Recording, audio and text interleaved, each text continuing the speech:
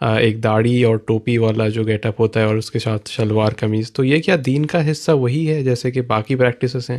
نہیں، ہمارا دین کوئی اس طرح کا لباس، کوئی اس طرح کی وضاقتہ اس کو لازم نہیں کرتا.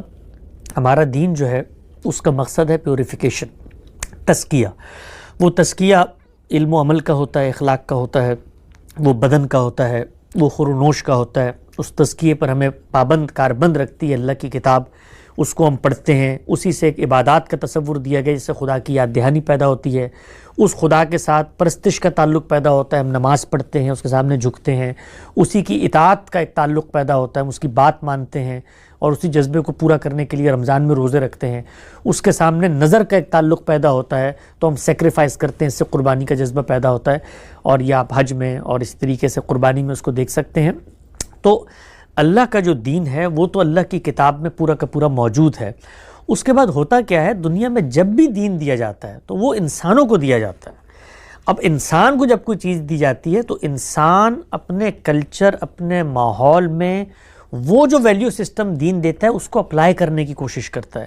اس سے اس کے کسٹمز بنتے ہیں، اس کی تہذیب بنتی ہے، اس کی سویلائزیشن بنتی ہے، اس کے نظریات آگے پھر نسلوں میں ایوالو کرتے ہیں. تو یہ ہونا ہے، یعنی یہ کام نہیں کہہ سکتے کہ اب یہ نہ ہو. یعنی دنیا بھر میں مسلمان ہوں گے، اگر ان کے یہاں یہ ویلیو ہوگی کہ آپ نے ایک ساتر، ایک اچھا، ایک ماڈسٹ لباس پہننا ہے، تو لباس کی ایک تہذیب بننا شروع ہو جائے گی جس کے اندر شرمگاہیں چھپی ہوئی ہوں گی. ایسا ہی لباس ہی دنیا میں مسلمان پہنیں گے جو اس طرح کا چست نہیں ہوگا. تو یہ کام تو ہونا ہے، لیکن کیا یہ جو اوضاع، یہ جو مظاہر، یہ جو فزیکل آپ کو ٹینجیبل چیزیں نظر آتی ہیں، یہ دین نے مقرر کر دی تھی؟ شلوار قمیض دین نے مقرر کر دی تھی، پیجامہ پتلون دین نے مقرر کر دیا تھا؟ تو ایسی کوئی چیز دین نے مقرر نہیں کی. دین نے ویلیوز دی ہیں، پرنسپلز دی ہیں، ان کو انسان اپناتا ہے تو تہذیب بھی بنتی ہے. جب ایک طرح سے لوگ ویلیوز کو سمجھتے ہیں تو وہ ساتھ بھی رہنا چاہتے ہیں، وہ مل کر بھی پریکٹسز کرنا چاہتے ہیں. تو اس سے کوئی گھبرانے کی چیز نہیں ہے. مسلمانوں میں اگر یہ چیز پیدا ہوئی تو دنیا کے ہر مذہب میں ہوتی ہے، ہونی چاہیے، فطری چیز ہے.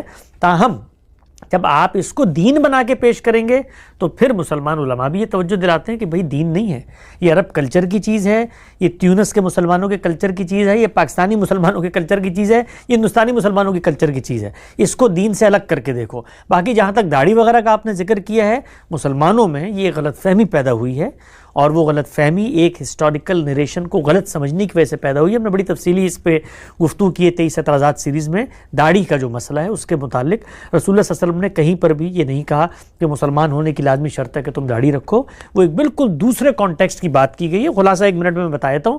وہاں پر یہ بتایا گیا کہ یہود نے بہت ساری بدعات اپنائی ہوئی تھیں. تو 5 چیزیں وہاں پر زیر بحث ہیں. ابو امامہ باہلی کی بڑی مشہور روایت ہے، اس میں انہوں نے پوچھا ہے سامنے جو لوگ بیٹھے ہیں کہ یہود یہ کام نہیں کرتے، یہ کرتے، ہم کیا کریں؟ یہود جو ہے مثال کے طور پہ شلوار نہیں پہنتے، تہبند پہنتے. رسول اللہ نے کہا تم یہ بھی کرو، یہ بھی کرو، اور اس میں ان کی مخالفت کرو. کہا وہ جوتے نہیں پہنتے، یہ کرتے، کہا اس میں ان کی مخالفت کرو. کہا وہ خصاب نہیں لگاتے، کہا تم لگایا کرو. تو وہاں پر ایک سوال ہوا ہے کہ وہ داڑیاں منڈوا دیتے اور مونچھیں بڑھاتے ہیں.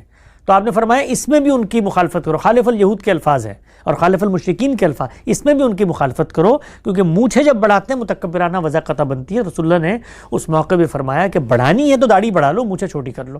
تو وہاں پر بھی کوئی حکم نہیں دیا گیا داڑھی بڑھانے کا. اور اگر لوگ کہتے ہیں حکم دیا گیا تو جو پیچھے 4 چیزیں ہیں اسی اسلوب میں پھر ان کا بھی حکم دیا ہے. پھر جوتے پہننا اور شلوار پہننا اور تہبند اور پھر خصاب، یہ سب بھی لازم ہو جائیں گے. تو وہ نریشن کو پڑھتے ہی بات واضح ہو جاتی ہے کہ رسول اللہ نے اس پس منظر میں بات نہیں کی. اس کی مس انڈرسٹینڈنگ ہے جو مسلمانوں کے یہاں پیدا ہوئی ہے، اور پھر مذہبی لوگ جو ہیں اس کو لازم سمجھتے ہیں. اچھی بات ہے، رسول اللہ نے خود رکھی. انسان یا مرد کی فطری وجاہت کا اظہار ہوتا ہے، لیکن دین نے کہیں لازم نہیں کیا.